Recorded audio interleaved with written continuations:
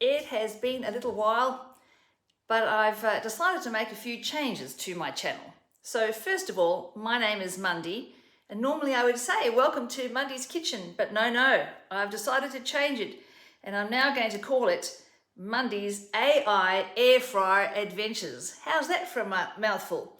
But anyway, I've decided that I'm going to concentrate on having adventures with the air fryer because it's really, a fantastic device that lots of people are having.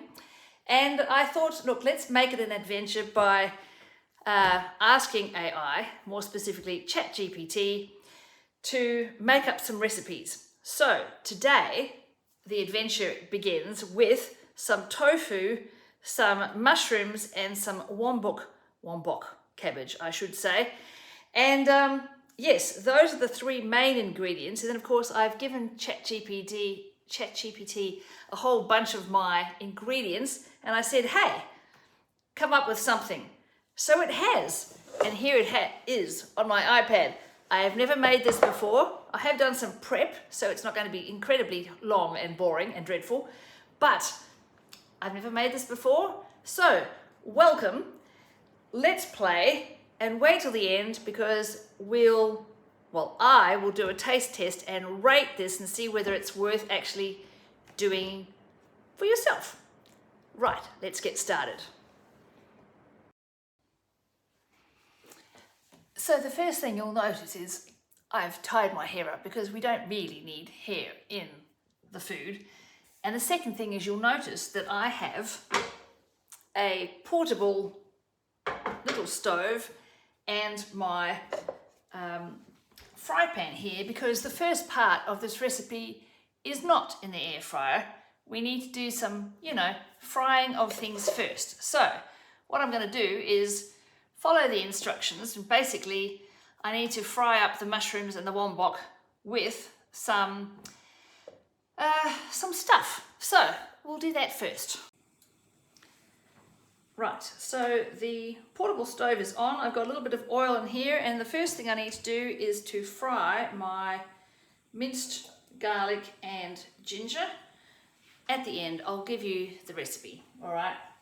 But we're going to saute the garlic and the ginger for a little bit, and then I'm going to add the mushrooms that are finely chopped. It's basically 1 cup of washed, chopped mushrooms, and we're going to cook that for 3 to 5 minutes, and then I'm going to put in the shredded wombok cabbage and cook that for another 2 to 3 minutes until it's all wilted.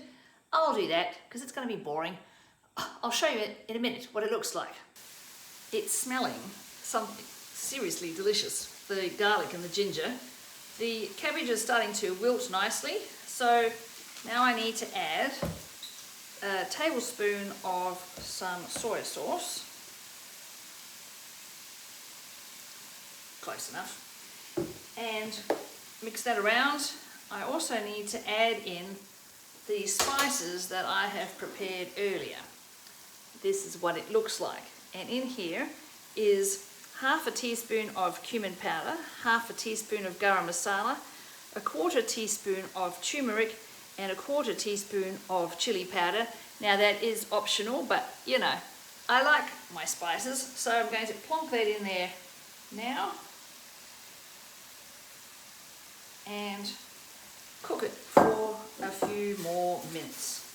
Right, the next part of the adventure is I need to turn the stove off and transfer the these cooked vegetables into a bowl, and I need to let it cool down for a bit. So it does give me an opportunity while it's cooling down to have a little bit of a tidy up. So there we go, I'll just do that. And then it says, in a bowl, mash the tofu lightly. So I've got 200 grams of tofu that I have, it's firm tofu, that I have, as instructed, chopped up small. Now we're supposed to mash it with a fork and then add it into the cooled veggie mix. So once the vegetables have cooled down enough, I will do that and then we'll continue. Right, I think it's cooled down enough for me to actually have a play with it. I have tried my very best to squish the tofu up into more crumbles, and now I just am going to add it to the cooked vegetables, and as instructed, we'll mix it all around, and then I've got to add this. Now in this mixture here, there is, let me get my ingredienties. We've got a tablespoon of chickpea flour, 2 tablespoons of plain flour, a teaspoonful of sesame seeds, and last but not least, half a teaspoon of baking powder.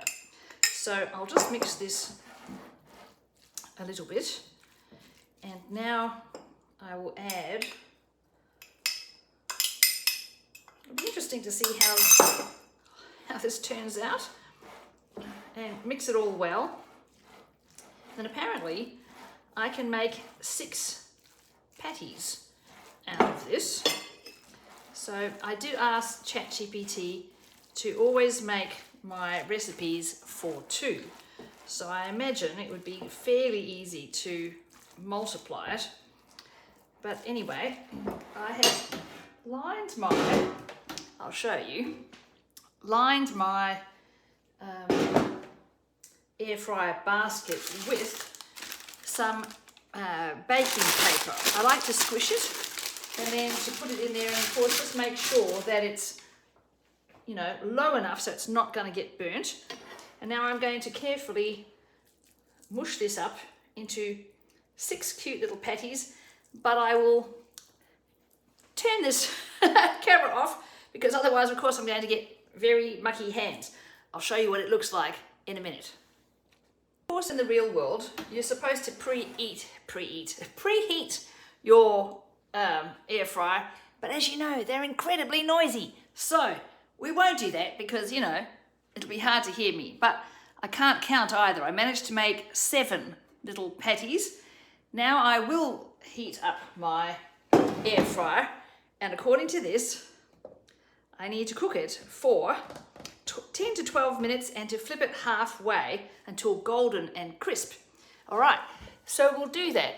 There is also an optional dipping sauce that I will make in the interim. So, yes, I'll be back shortly. It also gives me an opportunity to really do some cleaning up because look, you can see the fry pan and, you know, we've got the bowls and stuff. So, yes, I'll set it and do it and cook it, and then we'll eat it. All right, I will eat it and let you know what it tastes like. Bye. And they're done. I did put them in for about 15 minutes, even though the recipe said 10 to 12, because as you know, I did not have an opportunity to preheat this thing. They also said, Chat GPT also said to add some oil to make it crispy. I've got no idea how you would do that with such a very wet mixture. But anyway, here it is. I'm going to display it beautifully and actually eat one. So, here we go, with fear and trepidation. And here they are, all 7 of them upon a plate. Probably not as golden crispy as they could be. I have made the dipping sauce, voila. And it has some soy sauce, sesame oil, some vinegar and some honey in it. It did say to add some chili flakes, but I think this is probably going to be hot enough. So here we go. The first test. They've held together.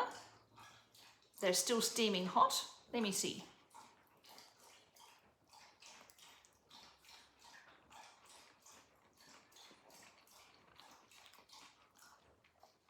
Not bad, very curry. In actual fact, I probably shouldn't have put the chili powder in it. That's kind of overriding the taste of it all. So I'm very glad I didn't put the chili flakes in here. Let me try it with the dipping sauce.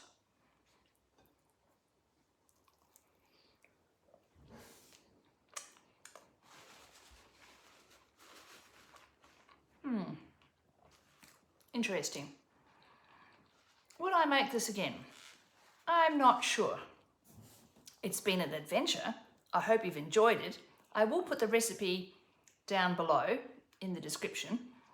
But on a scale of 1 to 10, look, I think I'm going to probably give it about a 5.